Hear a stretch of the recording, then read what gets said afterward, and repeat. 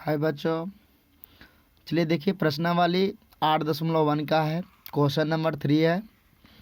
कह रहा है यदि साइन ए बराबर 3/4 है तो कॉस ए और टेन ए का मान निकालना। ठीक है, हल दिया हो। ठीक है कि देखिए साइन थीटा बराबर सूत्र होता है लंब बटा कर्ण।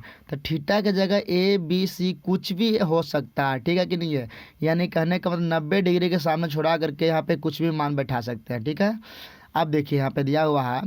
ठीक है कि साइन ए बराबर 3/4 यानी सूत्र होता है लंब बटा कर्ण होता है। ठीक है, तो देखिए आपका चित्र में दिया गया है त्रिभुज ए बी सी ले लिए हैं। देखिए 90 डिग्री के सामने वाला हमेशा कर्ण कहलाता है, थीटा के सामने वाला हमेशा लंब कहलाएगा। चाहे थीटा ए से लीजिएगा तो 3 कहलाएगा, अगर थीटा का वैल्यू सी से लीजिएगा तो ये लंब कहलाएगा। ठीक है, लंब और आधार हमेशा बदलते रहता है, लेकिन कर्ण का जो वैल्यू है एकदम फिक्स रहता है। ठीक है, अब देखिए लंब बटा कर्ण दिया हुआ है तो आपको तो आधार निकालना है। चूंकि लंब और आपका कर्ण दिया हुआ था, आधार ही बच गया है। त्रिभुज में आपका लंब कर्ण और आधार तीन चीज रहता है। ठीक है, तो देखिए आधार बराबर सूत्र होता है रूट अंडर लंब के स्क्वायर माइनस आपका रूट अंडर कर्ण का स्क्वायर माइनस लंब का स्क्वायर होता है। ठीक है, ध्यान दीजिएगा थोड़ा सा। अब आधार का आधार हो गया, बराबर का बराबर हो गया, रूट का रूट हो गया, कर्ण का मान दिया हुआ है आपका 4 सेंटीमीटर स्क्वायर माइनस का माइनस, और देखिए लंब का मान 3 सेंटीमीटर तो 3 सेंटीमीटर कर दिए। 4 में 4 से गुना करेंगे तो 4 चौका 16 हो जाएगा, माइनस का माइनस हो गया, और 3 में 3 से करेंगे 3 3 9 हो गया।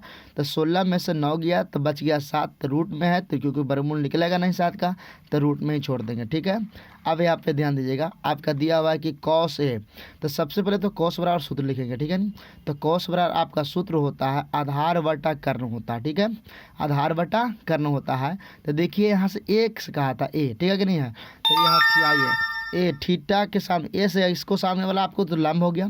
ठीक है, ये तो आपको फिक्स है कि कर्ण है, तो लंब है ये कर्ण है तो आधार ही है ना बचा। तो आपका रूट अंडर 7 है तो रूट अंडर 7 कर दिए हैं। कर्ण का मान तो जानते हैं कि 4 है तो कर्ण का मान 4 कर दें। ठीक है, अब यहाँ ध्यान दीजिए टेन का टेन छोड़ देंगे। ठीक है कि नहीं है, बराबर का बराबर दे देंगे। अब टेन बराबर सूत्र होता है लंब बटा आधार होता है, बराबर का बराबर कर देंगे। लंब का मान यहाँ ध्यान दीजिए।